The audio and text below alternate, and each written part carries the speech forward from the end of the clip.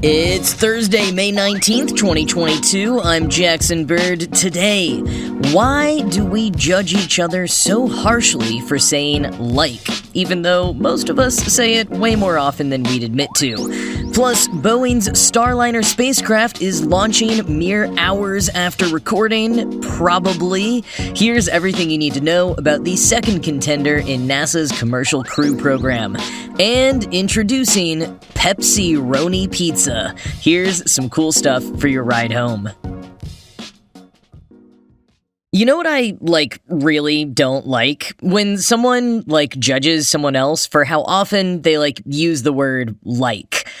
Okay, that example might have been a bit extreme. Sometimes the word like or any word or verbal pause can be used with such frequency that it becomes tough to understand what a person is saying, or absolutely aggravating waiting for them to just get the word out. But I am of the opinion that the word like has a very specific usage that we don't really have any other replacement for. Before I get into that, though, let's dive into why people are so quick to make assumptions about people who say like so much, even though almost all of us say it quite a bit. Sam Wolfson dug into this in The Guardian recently and pointed out that critiques of the word like were particularly high in the 90s, when the word had proliferated among youth and was often seen as representative of that Valley Girl accent. Critics of the word often argue that using it too much or in certain ways makes you sound stupid. There's certainly a none too veiled correlation there between something that is seen as the terrain of young women also being seen by others as stupid. There's a class element too, especially in the United Kingdom, where Wolfson is writing from. He cites one example from actress Emma Thompson, who lumped teens' use of the word like in with their use of the word in it, a more working-class slang term. Thompson says she told girls at that school not to use those terms because it makes them sound stupid. Wolfson also cites an American law firm that sent a memo instructing employees to stop saying the word like, except they only sent the memo to women employees, a sort of well-intended lean-in type of advice. If you really want to move ahead in the corporate world, you can use the app Like So, which listens to your speech and helps you stop incorporating words like, and so. Adding to the classism, sexism, and racism of it all, Catherine D. Kinsler, the author of a book about linguistic bias, says that judging someone for how they speak is one of the last kind of socially accepted ways to express our prejudices, even if we don't realize that's what we're doing. She told The Guardian, quote, "For example, if you're interviewing candidates for a job, it's easy to think that you're not being biased, racist, or sexist, that you're just looking for a good communicator. But so many of our perceptions of who is a good communicator can be infused by other forms of biases that we're not aware of." End quote. Well-intentioned speaking coaches and educators are always trying to eradicate the word from people's natural speech patterns. People see it as a filler word, one which doesn't really mean anything. But Wolfson and I both disagree. It's not a filler word. It's not a verbal pause like or It's a word with unique functions all of its own. Quoting Wolfson in The Guardian, "The linguist Alexandra Darcy, who wrote a book on the word, outlined its many uses. There are its traditional uses as a verb, I like the smell of what's cooking, and a preposition, this tastes like it was made in a restaurant. And then there are the ones that are the subject of scorn. The first of these is the quotative like. He cooked a spag bowl for me last night. I was like, that's delicious. It allows you to tell a story without promising complete accuracy. Indeed, one of the most enjoyable things about this kind of like is that you can tell an anecdote that makes you sound wittier and more erudite than you actually are, because you're not promising exactly what was said, but the feeling of what was said. The other hated likes are as a discourse marker. What did I do last night? Like, had dinner, hung out. An adverb to mean approximately. It was super quick to cook, like 30 minutes. And what's known as a discourse particle, which goes in the middle of a phrase rather than the end of it. This dinner is like the best I've eaten. But there are more uses than that. For example, the Geordie tradition of finishing sentences with a like. He cooked dinner for me like. And increasingly, like is also used as a noun because of Facebook and Instagram. I gave it a like. End quote. Now, personally, I've always been most interested in that quotative version and the approximate adverb version. When you say that someone was like instead of they said or they did X, it's clear that you're not quoting exactly or being entirely accurate about their actions or emotions. And without thinking about it, everyone knows that the little word like is doing a ton of work to indicate the generalization of all that follows. Now, like can also direct our attention in a sentence. Pitzer College linguistics professor Carmen Fott told Wolfson, quote, "It helps with what we call focus. I'm showing you this is the important part. This is the part that connects. It can be for interpersonal connection. It's checking in that you and I are connecting. It's an incredibly useful part of speech. If it were really meaningless and had no purpose in a sentence, it would be much easier for us to leave it out." End quote. And Wolfson says that a lot of young women who get criticized for overusing like are using it in this way, and in his opinion, using it so skillfully to convey meaning and connect with anyone listening that it's almost magical. I am a big fan of using like in this way. Sometimes when I write scripts for podcasts or videos, I'll throw in some likes that I might not have otherwise said because I'm trying to give that sense of approximation or put focus on an important clause or just make a perhaps rather complex sentence more relatable and familiar sounding. Maybe it makes me sound less smart to some people, but that's kind of my point. Most of the time, I don't want what I'm saying to be inaccessible. I'm trying to communicate and maybe teach or share, not just impress. The quotative version of like, saying that someone was like, oh my gosh, rather than that they said, oh my gosh, according to Wolfson, probably came from young women around the 1980s, but other usages go back at least as far as Shakespeare. Quoting again, "In Shakespeare's Twelfth Night, written at the start of the 17th century, Valentine says to Cesario, 'If the Duke continue these favors towards you, Cesario, you are like to be much advanced.'" The linguist Anatoly Lieberman says that this version of like was being used as a shorthand for likely, and may be the beginnings of our contemporary usage. "Consider the following," he writes, "all these three belike went together. Take away be, and you'll get a charming modern sentence. All these three, like, went together.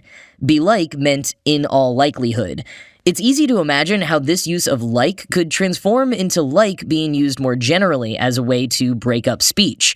Perhaps it was aided by the Irish, Liverpudlian, and Geordie use of the word to mean roughly or thereabouts, or by the beat poets of the 1950s who would often start the sentences with like. End quote. And on that note about the largely male beat poets, Wolfson points to studies showing that as much as we associate overuse of the word like with young women, it's used pretty commonly by all types of people. And in fact, the discourse particle version of it, "This dinner is like the best I've ever eaten," is used more by men than by women. The linguist Kinsler says that uptalk, or ending your sentences by going up like a question at the end of it, also largely associated with young women, is another way of speaking that actually occurs among all sorts of different groups of people. We just love coming up with reasons for why things that certain people do make them come off as stupider than the rest of us. But Wolfson points to a study from the Journal of Language and Social Psychology which found, quote, "conscientious people, and those who are more thoughtful and aware of themselves and their surroundings, are the most likely to use discourse markers such as like." End quote. So who's stupid now?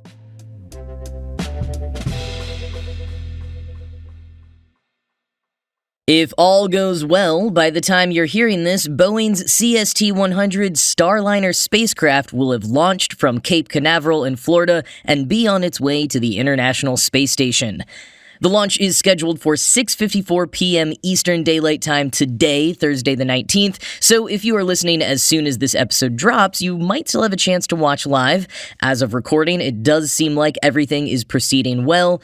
And even if you're listening after the fact, the video link in the show notes of the live stream should still be viewable on demand. This launch represents Boeing's second orbital flight test for the Starliner, the first having only made it 155 miles off the ground, never making it to the ISS. Orbital Flight Test 2 was originally slated for last August, but the plug was pulled at the last minute due to a valve malfunction. Boeing has been hard at work fixing and quadruple checking everything, and if all goes well on today's uncrewed mission, Boeing will move ahead with transporting astronauts later this year. And I mean, I say uncrewed, but Rosie the Rocketeer, a 180-pound mannequin tripped out with 15 sensors all over her body, will be taking off in the Starliner this evening. The data collected from Rosie's sensors will help inform the Starliner's center of gravity and other important takeaways about the astronauts' experience when the Starliner is actually filled with real flesh humans. This time, in addition to Rosie, the Starliner is carrying 800 pounds of cargo to deliver to the crew on board the ISS. If Boeing gets this right and does progress to human flight, they will become the second private company that can carry NASA astronauts to the ISS, the first and currently only being SpaceX. And as a reminder, quoting Wired, when the Space Shuttle program ended in 2011, NASA astronauts lost their regular ride to the ISS. Instead, they launched on Russian Soyuz spacecraft, while NASA's Commercial Crew program collaborated with private business partners to develop a new generation of spacecraft for transporting astronauts and cargo. In May 2020, two NASA shuttle veterans became the first to ride SpaceX's Dragon capsule to the ISS and, 2 months later, to return safely home. Since then, SpaceX has regularly carried astronauts to the station. Northrop Grumman and Sierra Space also have contracts with NASA for uncrewed cargo resupply missions, and earlier this year, the company Axiom became the first to send an all-private group of space tourists to the ISS. End quote. The Starliner is expected to arrive at the ISS tomorrow evening, Friday the 20th, around 7 p.m. Eastern Time, just over 24 hours after launch. The spacecraft will stay docked at the space station for 5 to 10 days before returning with 600 pounds of cargo and landing in White Sands, New Mexico.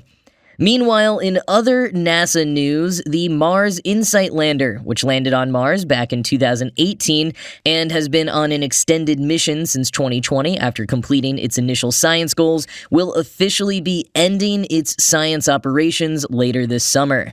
NASA has announced that the lander is gradually losing power as its solar panels accumulate dust from the Martian surface.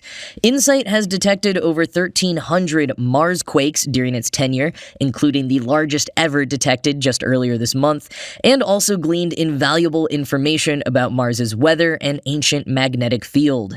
InSight's main tools will be turned off later this summer, as seasonal changes with less sun and more dust make the likelihood of recovering lost power even more unlikely. But InSight won't be fully turned off just yet. The lander will be able to communicate with Earth and take the occasional photo, at least through the end of the year, when InSight may stop responding altogether. So pour one out for the InSight lander, who has already given us so much over the last 4 years.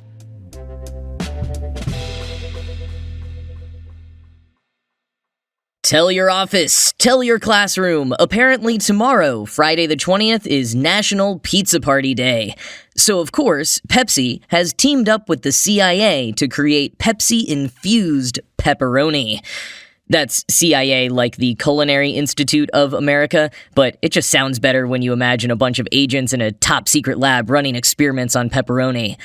Called Pepsi Roni Pizza, it, quote, includes a Pepsi Zero sugar reduction instead of the water typically used in pepperoni preparation, and layers the sweet and citrus zests Pepsi is known for with the standard spice blends found in pepperoni, end quote. Honestly, it doesn't sound too bad. I mean, if you like Pepsi or colas in general, I love a good cola with my slice, so I'm intrigued. Then again, I'm also a huge fan of pineapple on pizza, so approximately half of you may vehemently disagree with me. I also like putting candy on pizza. You ever had a Pop Rocks pizza? It's great. And as the Mary Sue points out, Pepsi-infused pepperoni is far better than the other way around. Imagine drinking pizza. According to The Takeout, Pepsi conducted a survey, not a super scientific one apparently, asking people if drinking Pepsi enhanced their pizza eating experience, and 90% said yes. And thus, we now have Pepsi Roni Pizza. Said David Kamen, director of client experience for CIA Consulting, quote, "The concept is quite simple. Pepperoni brings a smoky spiciness, and the Pepsi adds a citrusy sweetness. It's an intriguing combination we think pizza fans will be excited to try." End quote. The Takeout also points out that cola-infused meat products are nothing new. They point to Coca-Cola brisket, though the Texan in me is much more familiar with Dr. Pepper brisket, which is absolutely delicious. You get a little sweetness and a little tang in the meat from the soda. Honestly, of all of the off-the-wall stuff soda companies have been trying this year, which some say is in an attempt to distract away from their limited supplies due to the aluminum shortage, this one sounds the most genuinely appealing so far. I mean, it's better than Coca-Cola's pixel-flavored Coke, anyways. Pepsi is debuting this Pepsi Roni Pizza at a West Village pizza shop here in New York City, the neighborhood that apparently was the birthplace of pepperoni. And if you can't make it out to the big event in NYC, the soda company will apparently be holding subsequent events in Los Angeles, Detroit, Miami, and Chicago on May 24th. I'll put the Eventbrite link with more details in the show notes.